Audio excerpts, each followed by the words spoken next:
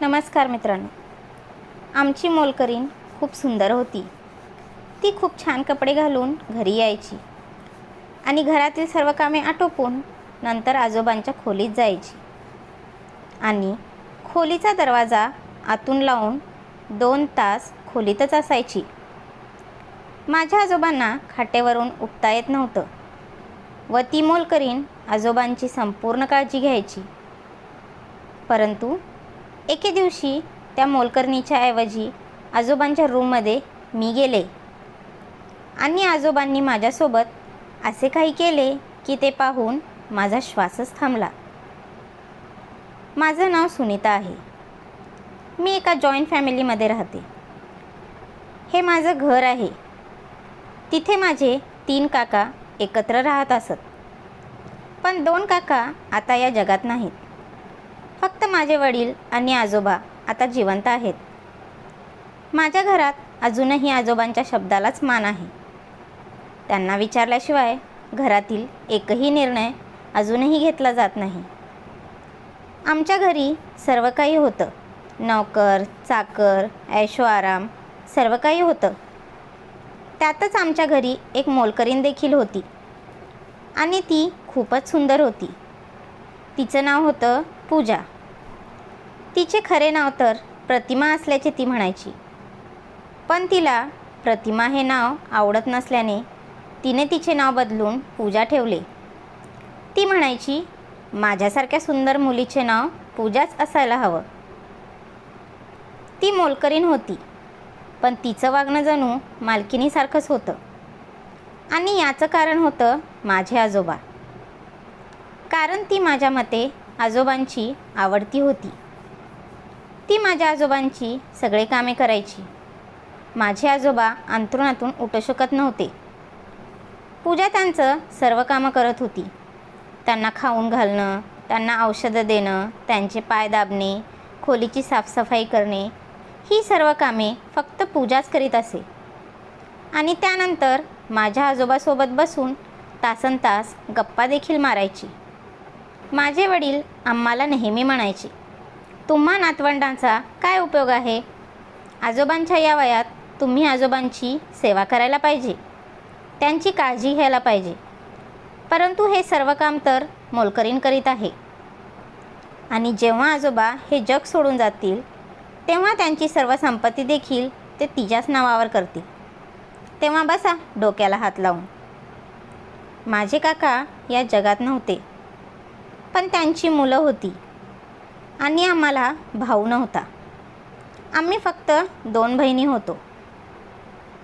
त्यामुळे सर्व संपत्ती मुलांमध्ये वाटून जाऊ नये याची माझ्या वडिलांना फार काळजी वाटायची.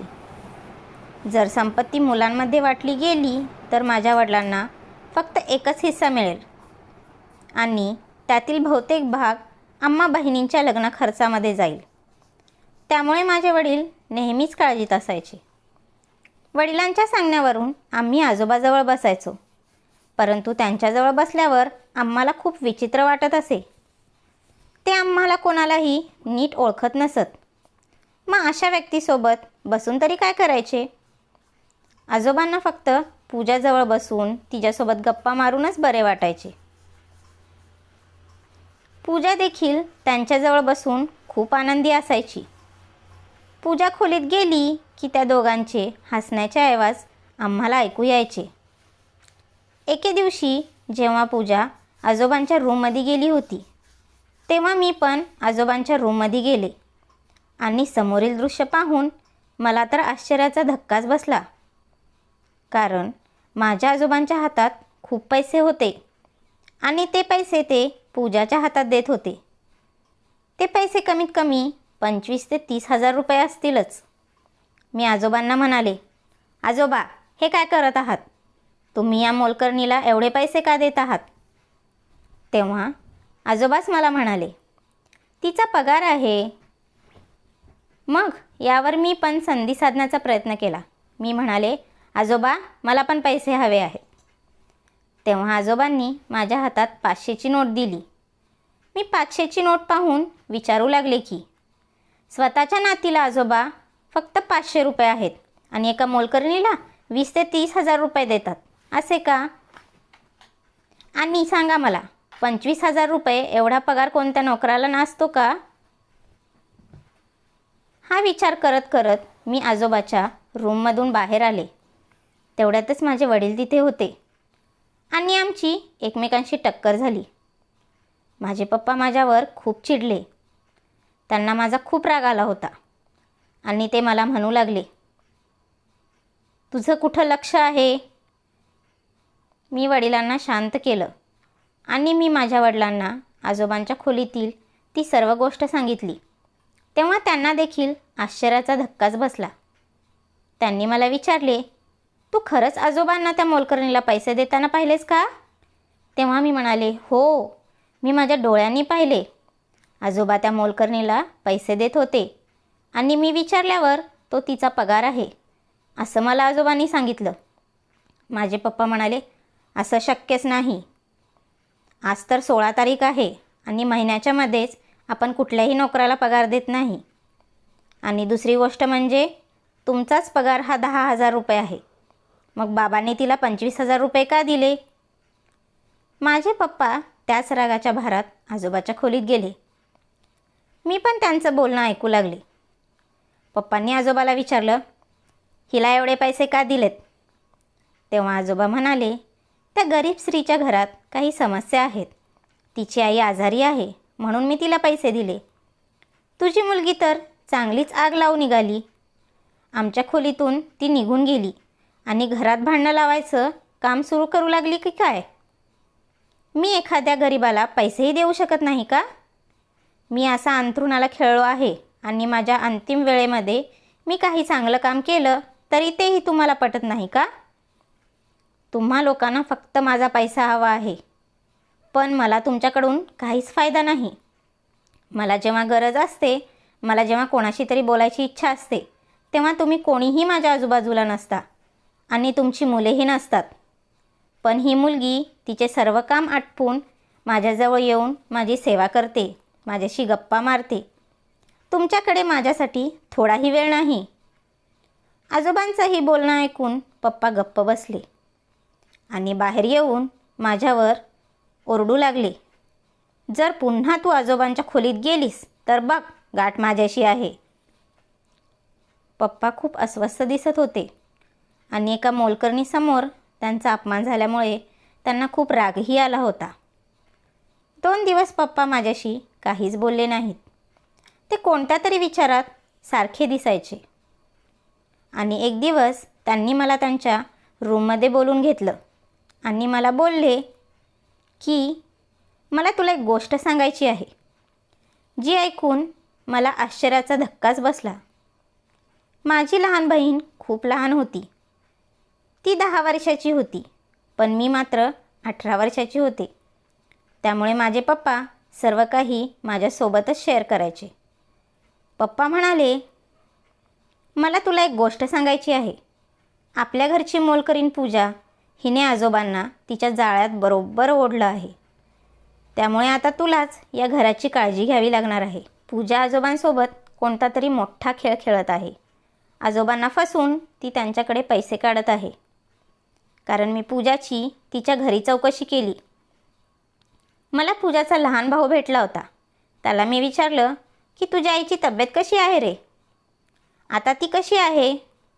तेव्हा तो माझ्याकडे आश्चर्याने बघू लागला आणि म्हणाला, तुम्ही ठीक आहात ना? माझ्या आईला जाऊन 4 वर्षे झाली आहेत. हे ऐकून मला धक्काच बसला. पूजाची आई जगात नसताना देखील ती आईच्या आजाराबद्दल खोटे सांगून आजोबाकडून पैसे काढून घेत होती. म्हणून मी तुला सांगतोय की तू तिच्यावर लक्ष ठेव आणि आजोबावर देखील लक्ष ठेव. दुसऱ्या दिवशी माझी मैत्रीण घरी आली. आमच्या घरात संपत्तीची कमतरता नव्हती. त्यामुळेच माझ्या मैत्रिणींनी माझ्यासोबत मैत्री ठेवली होती. घरी येऊन चांगले जेवण मिळायचे, नवनवीन वस्तू गिफ्ट मिळायच्या. परत जाताना आमच्या एखाद्या ड्रायव्हरला सांगून मी त्यांना सोडायला सांगायचे. त्यामुळे माझ्या मैत्रिणी माझ्या मागे पुढे करायच्या. माझी मैत्रीण घरी आली व तिने पूजाला पाहून मला विचारले, ही कोण आहे गं? तेव्हा मी पण सांगितलं, ही आमच्या घरची मोलकरीण आहे. तेव्हा ती म्हणू लागली, तू हिला मोलकरीण बोलतेस? अगं, हिने जो ड्रेस घातला आहे ना, त्याची किंमत 10,000 रुपये आहे. मी आश्चर्यचकित झाले. मी म्हणाले, तू काहीही सांगतेस. तेव्हा माझ्या मैत्रिणीने इंटरनेटवरून तो ड्रेस मला दाखवला. त्या ड्रेसची किंमत खरंच 10,000 रुपये होती. आणि तिने सांगितले की हा ड्रेस आत्ता नवीनच बाजारात आला आहे, त्यामुळे हा ड्रेस खूप कमी जणांना मिळाला आहे. तुझ्या घरातील नोकराणीकडे हा 10,000 किमतीचा ड्रेस आहे आणि तुला याची माहितीही नाही. खरं तर हा ड्रेस तूच घालायला पाहिजे, पण हा ड्रेस तुझ्या मोलकरीने घातला आहे. माझी मैत्रीण निघून गेली. पण माझ्या मनात असंख्य प्रश्न निर्माण होऊ लागले. आमच्या घरची मोलकरीण एवढे महागडे कपडे घालून येते, हे पाहून मला तिचा राग आणि तिची चिडही येऊ लागली. ती या घरची मोलकरीण आहे, पण घराची मालकीण असल्यासारखं वाटते. खरं तर घरातील सर्व कामे तिनेच करायला हवीत, पण ती फक्त जेवणाचं काम करते. जेवण बनवलं की ती लगेच आजोबांच्या खोलीत जाते. एके दिवशी पूजा आजोबांच्या खोलीत होती. मी खोलीच्या बाहेर होती. तेव्हा मला त्यांच्या दोघांचा हसण्याचा आवाज ऐकू येत होता. मी विचार केला की बघू दे, नक्की कोणत्या गोष्टीवर हे एवढे हसत आहेत. नक्कीच आजोबा तिच्यावर नोटा उडवत असतील किंवा ते आजोबाकडून पैसे घेत असेल. मी आजोबांच्या खोलीचा दरवाजा उघडण्याचा प्रयत्न केला. मला दरवाजा वाजवून आजोबांच्या खोलीत जाण्याची काही गरज नव्हती, कारण हे माझंच घर होतं. मी दरवाजा उघडण्याचा प्रयत्न केला. बंद दरवाजा तर आतून बंद असल्याने मला मोठा धक्का बसला. दरवाजा आतून बंद करून हे दोघे आतमध्ये काय करत आहेत? मी दरवाजा उघडण्याचा प्रयत्न केला. त्या आवाजाने देखील त्यांना काहीच कळाले नाही की बाहेरून कोणीतरी दरवाजा उघडण्याचा प्रयत्न करत आहे. इतके ते दोघे हसण्यामध्ये मग्न होते. मी ताबडतोब माझ्या वडिलांना फोन केला आणि त्यांना सर्व हकीकत सांगितली. वडीलही आश्चर्यचकित झाले आणि म्हणाले, या घरात नक्की चाललं तरी काय आहे? मला काहीच समजत नाही. नक्कीच काहीतरी चालू आहे की ज्यामुळे घरावर मोठं संकट येऊ शकतं. दिवसेदिवस पूजाच्या वागणुकीत खूपच बदल होऊ लागला होता. तिच्याकडे काहीतरी गुपित होतं, ज्यामुळे तिला आत्मविश्वास वाढला होता व ती मालकिनीसारखी आमच्या घरात वावरत होती. तिला आता आमची कोणाचीही भीती वाटत नव्हती. कधीकधी तर ती आमचं कामही ऐकत नसे. एकदा माझ्याकडून दुधाचा ग्लास खाली पडला. ग्लास काचेचा असल्यामुळे तो फुटला व सर्वत्र त्याच्या काचा पसरल्या. मी पूजाला म्हणाले, तू हे सर्व साफ करून घे. तेव्हा पूजा तिच्या तोरात म्हणाली की माझं हे काम नाही. हे बघ, ते साईडला फडकं पडलं आहे, ते उचल आणि कर काचा साफ.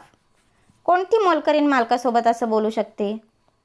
आम्ही तिला कामावर ठेवलं आहे आणि तिला काम करण्याचे पैसे देतो आणि उलट ती आम्हालाच काम सांगते. मला पूजाचा खूप राग आला. मी तिच्याशी भांडू लागले व तिला म्हणाले, तू नोकर आहेस, नोकरासारखंच राहा. मालकीण बनण्याचा प्रयत्नच करू नकोस. तुला जे सांगितलं आहे तेवढंच काम तू कर. परंतु ती मला उलट उत्तर करू लागली. हे काम माझं नाही, फक्त जेवण बनवणं माझं काम आहे आणि तेच मी करणार. मी हे साफसफाईचं काम करणार नाही. त्यानंतर मी पण तिच्यासोबत जास्त वाद घातला नाही. या सर्व घटनेचा मला खूप राग आला होता. मी पप्पांना हे सर्व सांगितलं आणि पूजाला नोकरीवरून काढण्यास सांगितलं. पप्पासुद्धा म्हणाले, तुझं म्हणणं बरोबर आहे. तिचा तोरा आता खूपच वाढू लागला आहे व तिला नोकरीवरून काढल्याशिवाय आता पर्यायच नाही. दुसऱ्या दिवशी माझ्या वडिलांनी पूजाला नोकरीवरून काढून टाकलं व तिला पुढच्या महिन्याचा आगाऊ पगारही दिला आणि ते म्हणाले, तुला न सांगता कामावरून काढत आहोत, त्यामुळे 1 महिन्याचा पगार आगाऊ तुला दिला आहे. आता कुठे मनाला शांती भेटली होती. मी पूजाला तिची जागा दाखवून दिली होती की तू एक नोकर आहेस आणि मी या घरची मालकीण. पूजा आता आमच्या घरातून जात होती, परंतु ती जात असताना देखील आजोबाच्या रूममध्ये जाण्याचा प्रयत्न करत होती. मी म्हणाले, ते झोपले आहेत. तेव्हा ती म्हणाली, माझं काहीतरी त्या खोलीमध्ये राहिलं आहे, मी ते घेऊन येते. तेव्हा मी म्हणाले, काय राहिलं आहे सांग, मी आणून देते तुला. पूजाला काही करून आजोबाच्या रूममध्ये जायचे होतं, परंतु आम्ही तिचा हा प्रयत्न अजिबात सफल होऊन दिला नाही. आम्ही म्हणालो, तुझे हे सामान उचल आणि आत्ताच्या आत्ता इथून चालती हो. पूजा आमच्या घरातून निघून गेली आणि आम्ही सुटकेचा निश्वास सोडला आणि विचार केला की आपण कधीच करू शकलो असतो, पण हे आधीच का नाही केलं होती. आणि तिला घरातून बाहेर काढायला आपल्यासाठी फार काय वेळ लागला नसता. पप्पा म्हणाले, आता झालं ते झालं, आता आपण जेवण बनवण्यासाठी दुसरी मोलकरीण शोधूया आणि यावेळी जेवण बनवण्यासाठी एखाद्या वयस्कर स्त्रीला ठेवू. पूजाला घरातून बाहेर काढल्याने मला खूप आनंद झाला होता, परंतु पूजा घर सोडून जाऊन काही तास झाले होते. तूच आजोबांची तब्येत बिघडली. पप्पा म्हणू लागले, कदाचित आजोबांची आता जायची वेळ झाली असेल. तुम्ही सगळ्यांनी आजोबाच्या रूममध्ये पोहोचा. आम्ही सगळेजण आजोबाच्या रूममध्ये गेलो. सर्वांच्या डोळ्यात पाणी होतं. पप्पा आजोबांना विचारत होते, तुम्हाला काय होतं आहे ते सांगा. डॉक्टरांनाही बोलवलं आहे. काकांची मुलं पण आली होती. आजूबाजूला बसलेले सर्वजण खाटेकडे बघत होते. पप्पांनी त्यांना विचारले, तुम्हाला काय होते आहे. तेव्हा आजोबांनी त्यांचे तोंड उघडलं आणि जे बोलले ते ऐकून आम्हा सर्वांना आश्चर्याचा मोठा धक्का बसला. आजोबा म्हणाले, पूजा कुठे आहे. आम्ही सगळे गप्प झालो. आजोबा पुन्हा विचारू लागले, पूजा कुठे आहे. तेव्हा काकू म्हणाल्या, ती कुठे असेल, ती यावेळी तिच्या घरी असेल. यावर माझे वडील बोलले, तिला आम्ही कामावरून काढून टाकले आहे. बस. पप्पांच इतकंच बोलले की आजोबांचा पाराच चढला. त्यांनी माझ्या वडिलांची कॉलर पकडली आणि ते म्हणाले, तुझी हिंमतच कशी झाली पूजाला कामावरून काढायची. आम्हा सर्वांना एवढे आश्चर्य झाले की आजोबांनी मोलकरीणीवरून पप्पांची कॉलर पकडली. पप्पा म्हणाले, तुम्हाला काही त्रास होत असेल तर डॉक्टरांना सांगा. पण आजोबा कोणाचे काहीच ऐकायला तयार नव्हते. ते बोलले, मला पूजा पाहिजे. हे ऐकून सर्वांनी कानाला हातच लावले. सर्वजण विचारू लागले, आजोबांना नक्की काय झालं आहे. रात्रीचे 12 वाजले होते. आजोबांना मोलकरीणला भेटायचे होते.